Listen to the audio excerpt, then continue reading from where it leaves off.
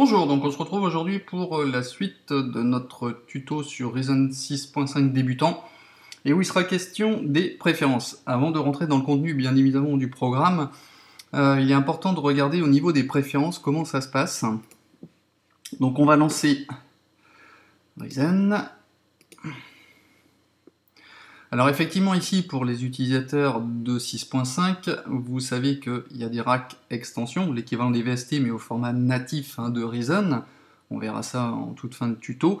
Donc effectivement pour bénéficier des versions d'essai et d'évaluation, vous êtes obligé de vous connecter. C'est pour ça que vous avez systématiquement cette petite fenêtre. À partir du moment où vous bénéficiez de certains racks extensions, vous êtes obligé de vous connecter avec votre login pour bénéficier de ces versions d'essai. Donc sinon vous mettez continuer sans, et là on n'aura pas de souci.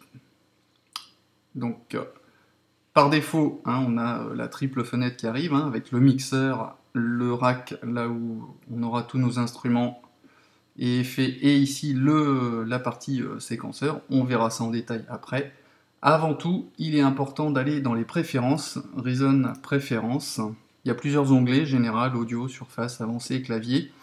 Par défaut, vous avez l'onglet Général. Alors c'est important de voir ça avant de lancer vraiment Reason, parce que ça implique, ne serait-ce que par rapport à votre clavier ou surface de contrôle et l'audio, c'est important de le paramétrer tout de suite correctement pour que Reason soit stable et que vous ne soyez pas embêté avec des problèmes de latence ou de coupure de son. Voilà, donc je vous fais un bref descriptif, je ne vais pas rentrer dans tous les détails puisque c'est quand même un tuto pour débutants.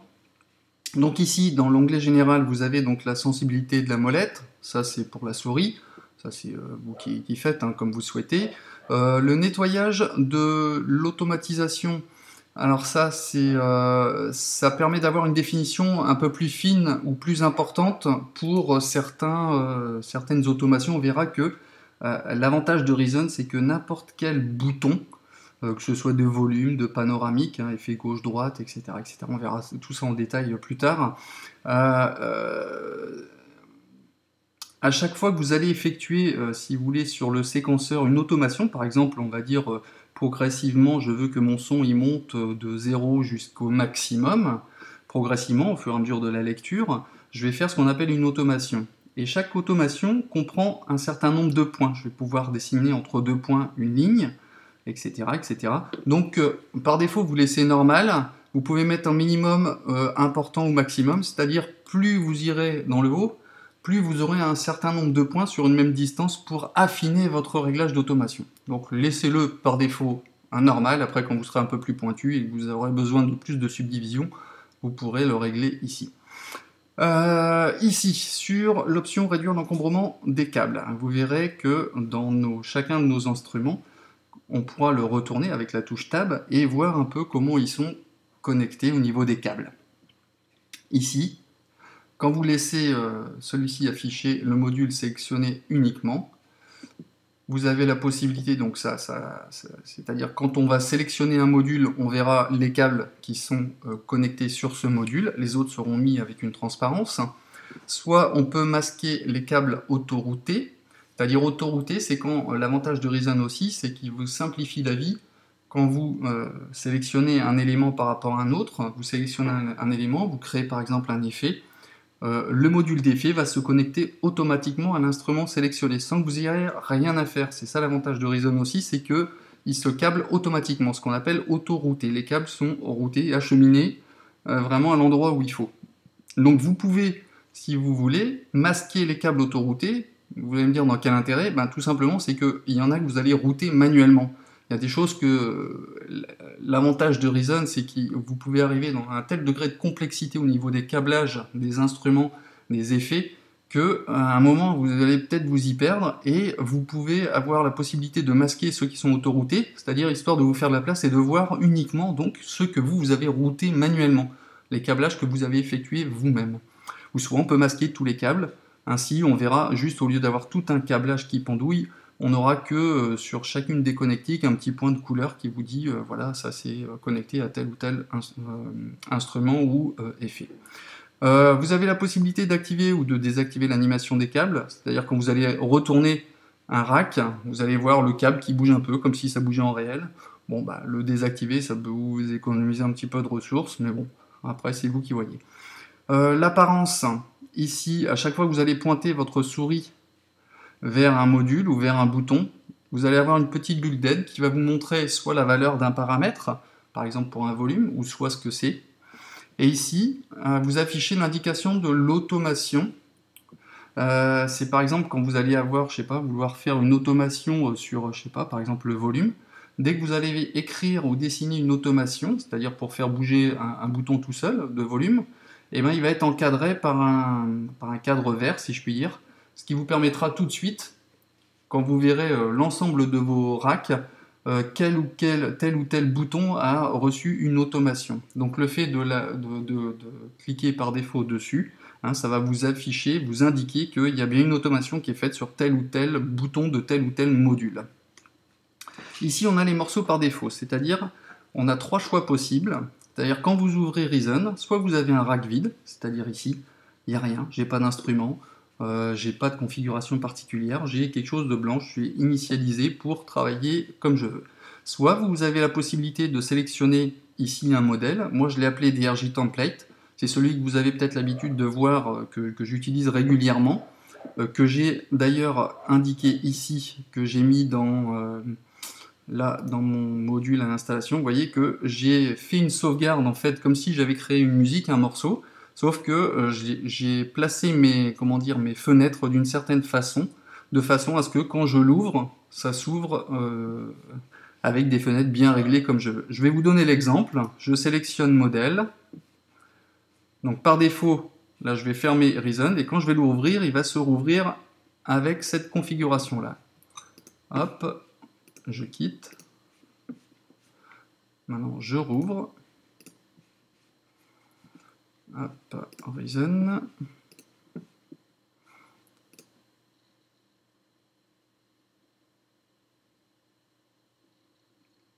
Hop. Et là, vous voyez que il s'ouvre en fonction de la configuration que moi j'avais indiquée. C'est-à-dire, je veux mon rack de son ici. Ici, un petit bout en fait avec mon mixeur. Hein, et ici avec mon séquenceur. D'accord ? Préférence, je reviens ici. Donc là, par défaut, il est coché par rapport à un modèle. Ou soit, sinon, ou ça peut être une de vos compositions, hein, par exemple, que vous pouvez cliquer comme modèle. Et sinon, vous pouvez aussi activer ici, ouvrir le dernier morceau au démarrage. C'est-à-dire, vous êtes en train de travailler régulièrement sur un morceau, et ben vous cliquez sur celui-ci, et quand vous allez lancer Reason, il va charger votre dernier morceau. Ici, les limites du processeur, on laisse à 80%. D'ailleurs, on ne va pas au-delà parce qu'on laisse un peu de ressources pour l'échange de données, pour laisser un peu de la marge à votre ordinateur pour réfléchir et avoir une marge quand même pour pas trop saturer, hein, puisqu'on va l'audio prend beaucoup de ressources hein, dans un ordinateur, donc lui laisser un peu de marge au processeur, ça va lui faire du bien et ça va lui permettre de respirer. Ici, on peut charger le son par défaut sur les modules quand il est activé, c'est-à-dire quand vous allez créer un instrument, il y aura un son par défaut qui va être chargé dans cet instrument. Si vous le décochez, on aura ce qu'on appelle un init, un initialisé, c'est-à-dire il n'y aura aucun son, ça sera à vous de le charger. Déclencher les notes pendant l'édition, ça vous le laissez par défaut. Je crois que de mémoire, ça doit être une histoire de transposition de notes. Quand vous pouvez les déplacer en fait des notes manuellement, suivant les octaves, plutôt vers les aigus ou les graves. Enfin, ça vous permet de le faire quand c'est enclenché. Laissez-le par défaut. Utilisez les transformations, la transformation audio multicore. Ça peut être intéressant quand vous avez donc un ordinateur qui a plusieurs cœurs, plusieurs processeurs. L'avantage c'est que l'utiliser, ça va optimiser Reason de façon à répartir au mieux les tâches qu'on lui demande de faire. On va lui demander plusieurs choses, hein. On va lui dessiner des séquences, on va lui gérer de l'audio, on va faire plein de choses. Donc si vous avez un duo ou un quad, enfin plus, hein, si vous avez la possibilité d'optimiser justement le fonctionnement de Reason en activant la fonction multicore. Créer des samples autonomes pendant le chargement sur les disques, ça, quand c'est activé, ça vous permet, vous verrez plus tard que Reason a 2 banques de sons par défaut, la Sound Factory Sound Bank et l'autre Orchester. Si toutefois, pour X ou Y raison, vous achetez par exemple un refill, qui sont des banques de sons autres, commerciales ou gratuites, vous allez peut-être avoir la possibilité d'utiliser des sons externes qui font appel à des échantillons, des samples, hein, on verra ça dans le détail plus tard. Je ne rentre pas trop dans les détails, mais si par exemple vous sauvegardez votre projet, votre musique avec des sons et des instruments externes à la banque de sons qui est fournie par défaut dans Reason, si vous n'activez pas cette fonctionnalité-là, eh ben, il est possible que quand vous allez charger votre song, comme on dit, votre morceau chez votre pote, par exemple, vous allez le charger, puis il va lui manquer des sons parce que vous n'avez pas prévu au préalable de sauvegarder, de permettre la sauvegarde des échantillons externes. On verra ça dans le détail plus tard. Ici, dans l'audio, alors, bon, par défaut, on a une tonalité générale qui est de 440 Hz, hein, qui correspond à la note au La. Vous avez la possibilité de le bouger. Ici, important, c'est là où vous allez sélectionner en fait votre module audio.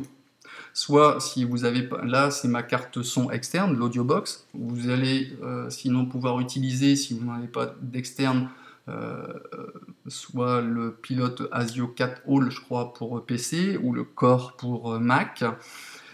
Ici, vous allez avoir quelque chose qui est très très important, hein, j'en avais parlé dans les premiers tutos, la taille de la mémoire tampon. Ici, plus vous allez vers la droite, plus on va avoir la possibilité d'emmagasiner un nombre d'échantillons important, mais au détriment de la latence. Vous voyez que si je vais là, j'aurai beaucoup plus de latence en entrée et en sortie. Donc c'est ici que vous pourrez gérer le meilleur compromis entre le nombre d'échantillons qui va pouvoir être utilisé à un instant T et la latence en entrée et en sortie. Je rappelle pour ceux qui ne savent pas, la latence c'est le temps que vous allez mettre, par exemple quand vous allez appuyer sur une touche de votre clavier, pour faire sortir un son, le temps où vous allez appuyer et le temps que le son va mettre à sortir, cette différence-là est appelée la latence. Donc ça peut être très désagréable quand vous avez une grande latence parce que vous allez jouer et votre son il va sortir mais genre une demi-seconde plus tard, donc ça vous fait un décalage qui est complètement qui est désagréable. Donc c'est ici que vous réglerez en fait le meilleur compromis entre le nombre d'échantillons que votre programme va pouvoir, que votre ordinateur va pouvoir emmagasiner et régler une latence qui est suffisamment correcte de façon à ce que quand vous jouiez, le son sort tout de suite. Hein. Ici, donc on a les canaux entrée-sortie, ça correspond au nombre d'entrées-sorties relatifs à votre carte son. Moi, l'audiobox, ça n'en a que 2, donc voilà. Ici, on a la possibilité de régler la source, l'horloge, c'est-à-dire on aura aussi la possibilité, si vous utilisez des instruments externes ou d'autres séquenceurs externes, de pouvoir synchroniser les programmes ou les instruments ensemble par une horloge, ce qu'on appelle. Hein. Ici, ça je ne vais pas trop rentrer dans le détail là-dessus. La lecture d'arrière-plan, quand elle est activée, ça veut dire qu'elle vous permet le rewire. Le rewire, c'est le fait de mettre Reason en esclave par rapport à un autre séquenceur. Je m'explique, si vous avez un séquenceur principal, genre, je sais pas, Logic Pro, Cubase, Pro Tool ou d'autres, vous l'utilisez en séquenceur principal et vous pourrez utiliser Reason en esclave, c'est-à-dire via le rewire, c'est-à-dire tous les instruments, tous les sons seront disponibles dans votre autre séquenceur. Si vous désactivez cette fonctionnalité-là, vous ne pourrez pas utiliser Reason en rewire. D'accord ? Ici, je dirais, c'est la partie, la surface de contrôle la plus importante. C'est ici que vous allez sélectionner votre clavier maître ou votre surface de contrôle maître. C'est-à-dire, c'est elle qui va tout gérer. Quand vous allez jouer vos petites notes avec vos instruments pour enregistrer des notes MIDI, par exemple, il est indispensable que votre clavier soit reconnu. Alors, soit effectivement, vous branchez votre clavier en USB, comme on a pu le voir dans le tuto précédent. Vous pouvez cliquer sur auto-détecter les surfaces, il va aller chercher dans votre disque dur et via les connectiques tout ce qui existe. Alors celui-ci par exemple, je vais le supprimer. Hop, supprimer. Voilà, mettons que c'est la première fois. Hop, j'ai mon clavier qui est connecté en USB. Je fais auto-détecter les surfaces. Alors soit il fait partie du listing qui est connu par Reason, il va vous le détecter tout de suite, mais il est possible que votre clavier ne fasse pas partie de la liste. Là il me dit, tiens, voilà, j'ai un axiome qui est sur le preset 10, est-ce que tu veux continuer? Oui, ok, voilà. Donc il me l'a trouvé, il me l'a reconnu, c'est un axiome 61. Si toutefois il n'était pas reconnu, vous avez la possibilité, là par exemple je vais faire en ajouter un autre, vous avez soit une liste, vous trouvez dans la liste, s'il n'est pas trouvé, vous sélectionnez autre, vous dites est-ce que c'est un clavier MIDI, une surface de contrôle, etc. Donc moi par exemple c'est un clavier MIDI. Je peux sélectionner le nom que je veux, par exemple je vais l'appeler clavier inconnu. Je peux sélectionner les entrées donc MIDI, par exemple moi ça va être ma carte, puisque mon clavier est mis sur une entrée MIDI. Je clique sur trouver, et là il va m'ouvrir une autre fenêtre en me disant bah écoute, déplace un contrôleur ou joue avec une note pour essayer de trouver. Et là je viens d'appuyer sur une de mes notes et vous voyez qu'il a trouvé tout de suite mon clavier. Ainsi on fait choisir et OK. Donc là forcément il me met un conflit parce qu'il m'a trouvé 2 fois la même chose. Et auquel cas vous voyez qu'il me reprend, si par exemple j'avais supprimé celui-ci, voilà. Voilà, là il m'a trouvé un clavier que j'ai nommé clavier inconnu, et il est utilisé avec Reason, et il a bien été trouvé, j'ai un petit V vert. D'accord? Donc c'est comme ça que vous allez pouvoir utiliser votre clavier et qui sera que vous pourrez utiliser pour gérer toutes les informations donc MIDI, vos notes, vos contrôleurs, si vous avez des pads, si vous avez des petits pads pour déclencher par exemple des rythmiques, ou des curseurs, des petits boutons, des knobs, hein, comme on l'a vu sur les tutos précédents, ou des faders, des slides, enfin, etc., etc., etc. Donc c'est ici qu'on va trouver tout ça. Ici, dans les paramètres avancés, je ne rentre pas dans le détail pour l'instant, et ici, on a la possibilité de configurer le clavier de l'ordinateur, justement, comme on l'a vu aussi dans le tuto précédent, pour utiliser, par exemple, votre clavier d'ordinateur pour jouer des notes, tout simplement. Voilà, bon bah j'espère que cette partie-là n'a pas été trop longue, hein, mais elle est néanmoins indispensable si vous voulez ne serait-ce que partir bien au niveau de l'audio avec la configuration audio et au niveau de votre clavier, c'est très très important. Voilà, bon bah je vous dis à bientôt pour la suite du tuto sur Reason 6.5 débutant. Allez, ciao!